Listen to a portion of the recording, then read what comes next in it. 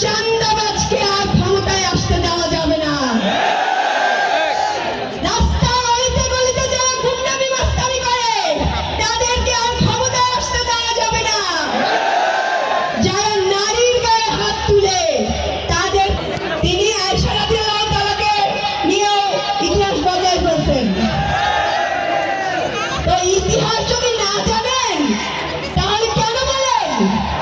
আবার ওদিকে উল্টা, আপনি ইসলামের ইতিহাস জানেন না, আবার উল্টা জামাত ইসলামকে বলেন যে তারা নারীদেরকে চাকরি করতে দিবে না।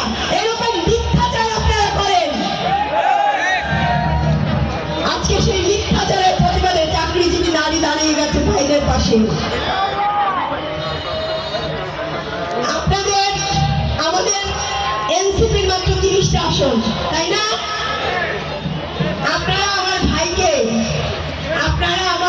আপনাদের ভাইদেরকে যেভাবে আমরা দেখছি, আপনারা আমার স্বামীর ভাইকে সেইভাবে আপন ভাইয়ের মতো, জামাত ইসলামের প্রার্থী থাকলে যতটা না হেল্প করতেন, তাদের জন্য যদি 8 ঘন্টা কর্মকার করে থাকেন, তাদের জন্য যদি 8 ঘন্টা কাজ করে থাকেন, আমার ভাইয়ের জন্য আর 1 ঘন্টা বাড়ায় করবেন।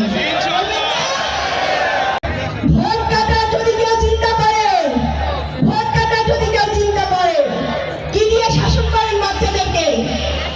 বেলুন দিয়ে না? বেলুন দিয়ে শাসন করেন না?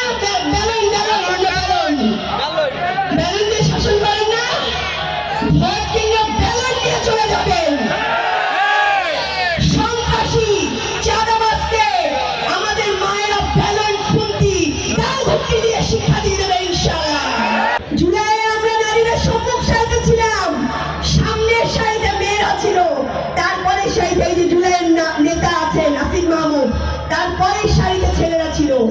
আপনারা সামনের সারিতে আজীবন রাজনীতি করবেন এবং সামনের সারিতে এইসব সন্ত্রাসী চাঁদাবাজদের সামনের সারিতে দাঁড়িয়ে শিক্ষা দিবেন ইনশাআল্লাহ।